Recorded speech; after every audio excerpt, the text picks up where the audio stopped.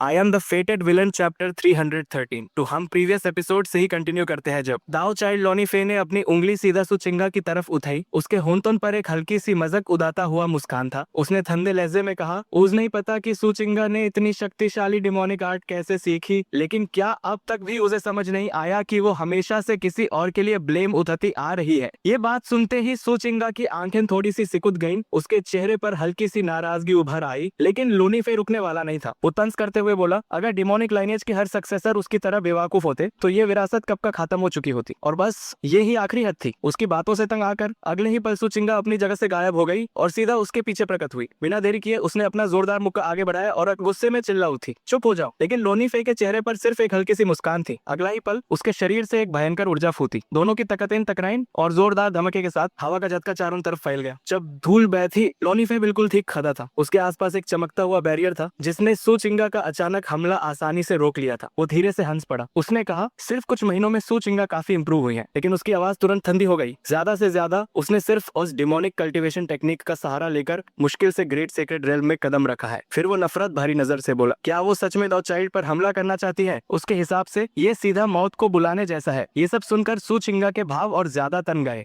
दूसरों के साथ लोनी फे अपनी ही जनरेशन के लोगों को मुर्गों और कुत्तों की तरह हरा देता है, लेकिन जब बात उसकी आती है, क्या सच में वो इतनी कमजोर है कि उसके पास खड़े होने की भी क्वालिफिकेशन नहीं? इसी बीच लोनी फे ने हाथ का एक सील बनाया और उसके चेहरे पर एक तेज मुस्कान फैल गई। उसने कहा, चाहे सुचिंगा असली डिमोनिक इनहेरिटर ना भी हो, यूज मार देना भी उसकी रेपुटेशन को काफी बढ़ा देगा। अगले ही पल उसकी आवाज तेज हो गई, इमॉर्टल आर्ट। लेकिन तभी सब कुछ बदल गया। सुचिंगा अचानक शांत हो गई। वो पीछे हटने के बजाय एक कदम आगे बढ़ी और बिल्कुल शांत आवाज में बोली, कुछ पता है असली डिमोनिक आर्ट का इनहेरिटर कौन है? ये सुनते ही लोनी फे का चेहरा बदल गया। उसने हैरानी से पूछा, क्या सच में? और वो उसकी बात पर यकीन क्यों करे? सुचिंगा ने हल्का सा हाथ आगे बढ़ाया और शांति से जवाब दिया, बिल्कुल पता है। आखिर ये बात तो उसने खुद ही कही थी। उस आदमी ने उसे एक टूल की तरह इस्तेमाल किया, उसकी जिंदगी को सिर्फ नफरत ट्रांसफर करने का जरिया बना दिया। अगर ऐसा है तो क्या वो उसका दुश्मन नहीं हुआ? अंदर ही अंदर लोनी फे का दिल तेज धड़कने लगा। 20 साल से वो गुमनाम रहा था। अगर असली डिमोनिक इनहेरिटर उसके हाथों बेनकाब हो जाए तो इतने सालों की चुप रहकर सहने की जिंदगी, क्या ये उसकी किस्मत बदलने का दिन नहीं होगा? उसके चेहरे पर धीरे धीरे एक बड़ी सी मुस्कान फैल गई। वो गहरी नजर से सुचिंगा को देखते हुए बोला, कौन है वो? सुचिंगा ने बिल्कुल शांत और मजबूत आवाज में जवाब देने के लिए अपने होंठ खोले, तुम भी जानना चाहते हो कि वो कौन है? तो चलो एक डील करते हैं। सुचिंगा ने शांत लहजे में कहा, वो यूज वो सब बताएगी जो वो जानना चाहता है। बदले में इमॉर्टल ताओ अलायंस के चोजन वन होने के नाते यूज उसके लिए फिजिकल रिसोर्सेज इकट्ठा करने में मदद करनी होगी। ये सुनकर लोनी फे ठंडी हंसी हंसा। उसने तंज भरी आवाज में कहा, सुचिंगा अभी भी बहुत ज्यादा एरोगेंट है। अगर वो सच में जानना चाहे तो यूज मारकर उसकी सोल सर्च भी कर सकता है।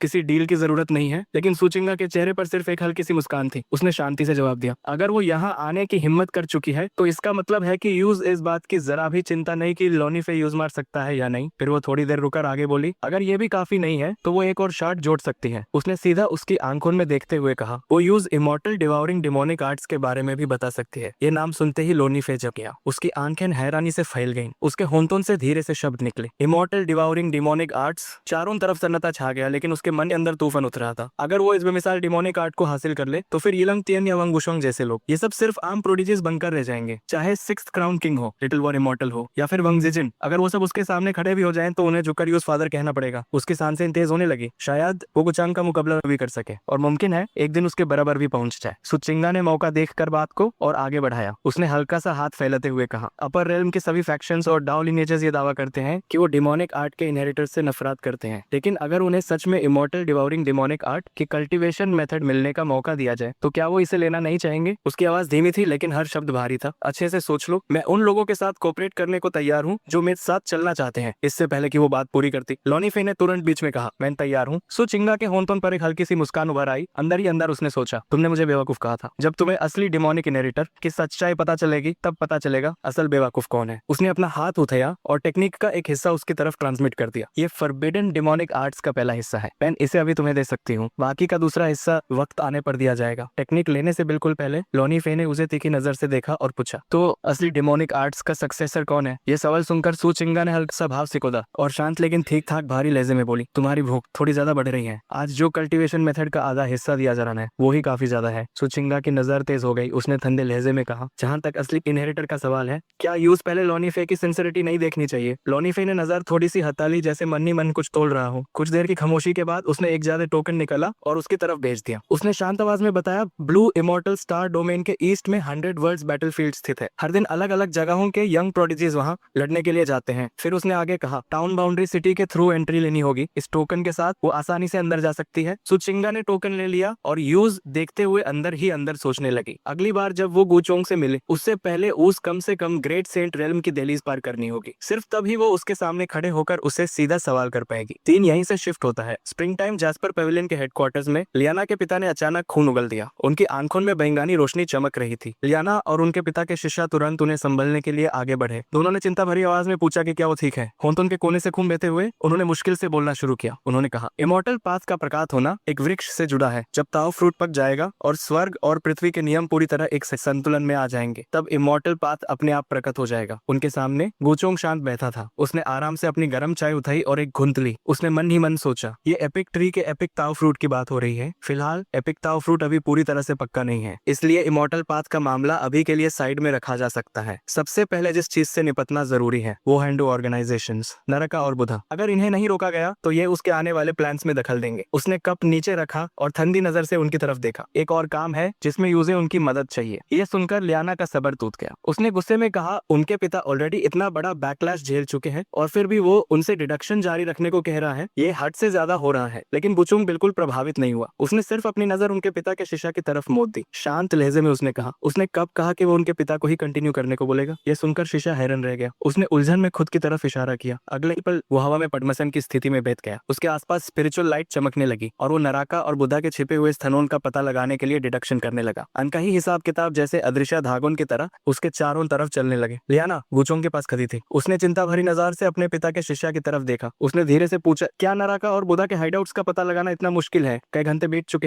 बीत चुके थे लेकिन अब तक कोई नतीजा नहीं आया था। गुचोंग ने बिना कुछ कहे उसकी तरफ एक कप गर्म चाय बढ़ा दिया। लियाना ने धीरे से सर हिला दिया। उसने माना कर दिया, वो चाय नहीं पिएगी। उसने छुप कर एक नजर गुचोंग पर डाली। वो बिल्कुल शांत बैठा था, आराम से अपनी चाय पी रहा था, जैसे कुछ हुआ ही ना हो। लियाना के मन में सवाल उठा, ये आदमी, इसे जरा भी चिंता क्यों नहीं हो रही? और तभी अगले ही पल आसमान से कर्मिक फोर्स एक दिव्या बिजली की तरह नीचे आई और बिना किसी चेतावनी के उसके पिता के शीशा पर गिर पड़ी। लियाना और गुचोंग दोनों एक पल के लिए चौंक गए। केओस पर्पल स्क्रिप्चर अचानक तेज बैंगनी रोशनी के साथ फूट पड़ा। कर्मिक फोर्स ने उसके शरीर को अंदर से तबाह करना शुरू कर दिया। उसकी मेरिडियंस फटने लगी और वो गंभीर रूप से घायल हो गया। लेकिन गुचोंग फिर भी शांत था। उसके होंठों पर एक हल्की सी मुस्कान उभर आई। उसने मन ही मन सोचा, तो यह हेवंस फिजिक की असली गहराई। ये अपने मालिक को स्वर्ग के राजों को देखने के बैकलैश से बचाने की क्षमता रखता है। तभी उस शिष्य का नाम सामने आया, बहुआ। याना तुरंत उसके पास दौड़ी। उसके चेहरे पर गहरी चिंता साफ दिख रही थी। उसने घबराहट में पूछा, बहुआ, क्या तुम ठीक हो? उसकी आंखों, नाक और मुंह से खून बह रहा था। उसकी आंखों की पुतलियां पूरी तरह सेफ्ट हो चुकी थी। एक भारी और कमजोर आवाज में उसने धीरे से कहा, मैंने देख लिया है। सीन यहीं से बदल जाता है। अगले दिन 100 वर्ल्ड्स बैटलफील्ड में टाउन बाउंड्री सिटी ऊंचा और भावी खड़ा था। गेट पर खड़े गार्ड सख्त आवाज में चिल्ला रहे थे,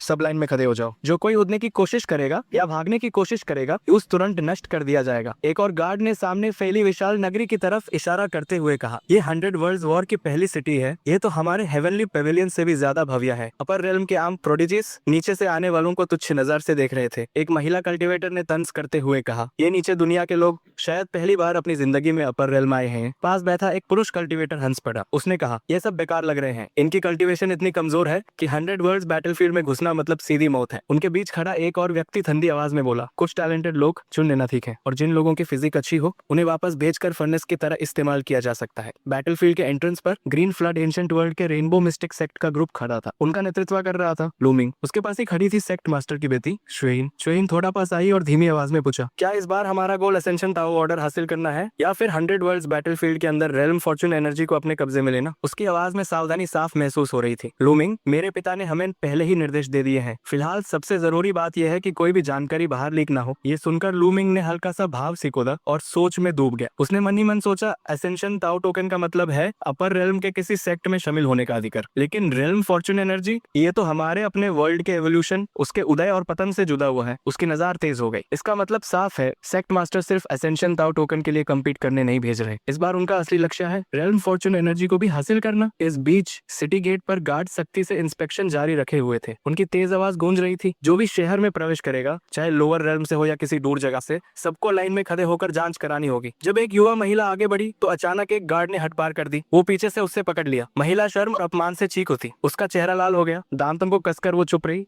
बेइज्जती महसूस करते हुए भी विरोध करने में असमर्थ। गार्ड बस हल्की सी मुस्कान के साथ बोला, ठीक है जाओ। एक रूटीन इंस्पेक्शन के लिए इतना चिल्लाने की क्या जरूरत थी? फिर उसने लाइन में खड़ी एक और महिला की तरफ देखा। तुम्हारी बारी। उसकी आवाज धीरे धीरे बंद हो गई। इस तरह के कपड़े पहने हो, 80% चांस है कि कुछ गड़बड़ है। अपना आउटर रोबे उतारो, मुझे ढंग से चेक करना होगा। तभी काले वस्त्रों में लिपटी सुचिंगा आगे बढ़ी और सीधा ताओ चाइल्ड टोकन दिखा दिया। ये देखते ही गार्ड सख्त रह गए। अगला ही पाल सब तुरंत साइड में हट गए। इंस्पेक्शन की जरूरत नहीं है, कृपया सीधा अंदर जाइए। थोड़ी दूर खदी सोइन ने धीरे से लूमिंग के पास झुककर वॉइस ट्रांसमिशन की। अभी जो ताओ चाइल्ड टोकन की बात हो रही थी, वो किस तरह का टोकन था? लूमिंग ने शांत आवाज में जवाब दिया, वो जरूर किसी बड़े व्यक्ति का टोकन होगा। फिर उसने गंभीर नजर से उसकी तरफ देखा। श्वेन, अभी के लिए हमारे पास ही रहना, किसी को भी तुम्हारा फायदा उठाने का मौका मत देना। श्वेन ने शांति से सिर हिला दिया। ठीक है। इस तरफ सुचिंगा बिना किसी रुकावट के टाउन बाउंड्री सिटी में प्रवेश कर चुकी थी। वो भीड़ भारी सड़कों पर सर झुकाकर बिल्कुल लो प्रोफाइल में चल रही थी। चलते हुए उसके मन में एक सोच उभरी। 6 महीने बाद उसकी शादी मिंग कोंग के साथ होने वाली है। उसने ये भी सुना था कि उस ग्रैंड वेडिंग के दौरान डीवन एंसेस्टर चन होंगे भी कोई बड़ा कदम उठाने वाला है। क्या वो सच में कुछ बड़ा करने वाली है? उसने अंदर ही अंदर गहरी सांस भरी। उन सब के मुकाबले उसकी शक्ति अभी सिर्फ एक चींटी के बराबर है। मुझे अभी इन बातों के बारे में नहीं सोचना चाहिए। वैसे भी जल्दी उससे मेरी मुलाकात होने वाली नहीं है। लेकिन उसी पल शहर के काफी ऊपर आसमान में अचानक एक तेज नीली रोशनी चमक उठी। वो नीली रोशनी बिजली की तरह शहर की तरफ बढ़ रही थी और अगले ही पल उसका असली रूप सामने आ गया। एक विशाल अजूरे ड्रैगन आसमान को चीरते हुए आगे बढ़ रहा था। नीचे खड़ी भीड़ से एक साथ हैरानी भरी आवाजें उठ गईं। ये क्या है? ये तो लगता नहीं कि लैंड करने वाला है। सिटी गार्ड तुरंत गुस्से में आ गए। एक गार्ड गरजा, कितनी हिम्मत है? कौन है जो टाउन बाउंड्री सिटी के रूल्स को इग्नोर कर रहा है? दूसरा जोर से बोला, यहाँ उतना मना है और तुम सीधा नियम तोड़ रहे हो। तो गार्ड्स तुरंत आसमान की तरफ उड़े ड्रैगन को रोकने के लिए। जब वो उसके बराबर पहुंच गए तो कमांडर ने ड्रैगन के ऊपर बैठे व्यक्ति को घूरते हुए कहा, क्या तुम्हें लगता है कि अजूरी ड्रैगन पर सवार होकर तुम हमारे शहर के नियमों को नजरअंदाज कर सकते हो? अपना नाम बताओ। लेकिन उसके पीछे खदिया एक सबॉर्डिनेट का चेहरा अचानक बदल गया। वो झुककर धीरे से बोला, बॉस, वो लगता है यंग मास्टर चोंग है। ये सुनते ही कमांडर का लहजा तुरंत बदल गया। वो पलट कर नीचे जोर से चिल्लाया, जल्दी बैरियर खोलो, यंग मास्टर चोंग को तुरंत अंदर आने दो। फिर उसने जबरदस्ती एक विनम्र हंसी के साथ ऊपर देख कर कहा, यंग मास्टर चोंग, कृपया आगे बढ़िए। ये लोग समझ नहीं पाए थे। नीचे खदी सोइन हैरानी से आसमान की तरफ देख रही थी। उसने धीरे से कहा, क्या यहाँ उड़ना मना नहीं था? क्या रूल तोड़ने वाले को तुरंत मार नहीं दिया जाता? उसने धीमी आवाज में लूमिंग से पूछा। लूमिंग ने हल्का सा भाव सिकोदा और शांत लहजे में जवाब दिया, जब तक कोई काफी शक्तिशाली हो तब तक वो नियमों से ऊपर हो सकता है। ये सुनते ही चुएयिन के चेहरे पर ठंडा पसीना आ गया। उसने धीरे से कहा, लूमिंग, हमारा ग्रीन फ्लड एंशिएंट वर्ल्ड तो सच में बहुत छोटा है। सिर्फ उन गार्ड से निपटना भी हमारे लिए मुश्किल है और यहाँ कोई अनजान व्यक्ति आता है और वो उन्हें झुकने पर मजबूर कर देता है, सीधा रूल्स तोड़कर भी बिना किसी सजा के। लूमिंग की आंखें थोड़ी सी सिकुड़ गईं। उसने धीरे से कहा, अगर हम भी कभी उस स्टार के बन गए तो हमें इतना झुक कर जीना नहीं पड़ेगा। इस बीच अज़ूर ड्रैगन शहर की दीवारों के ऊपर से गुजर गया। उसका विशाल शहर नीचे की सड़कों पर छा गया। सुचिंगा ने ऊपर देखा और उसकी सांस एक पल के लिए रुक गई। उसकी पेट पर ठंडा पसीना बहने लगा। वो यहाँ कैसे आ गया? अगर तुम्हें ये एपिसोड पसंद आया तो लाइक, सब्सक्राइब और नोटिफिकेशन बेल दबाओ ताकि अगला एपिसोड मिस ना हो। तो मिलते हैं अगले एपिसोड में।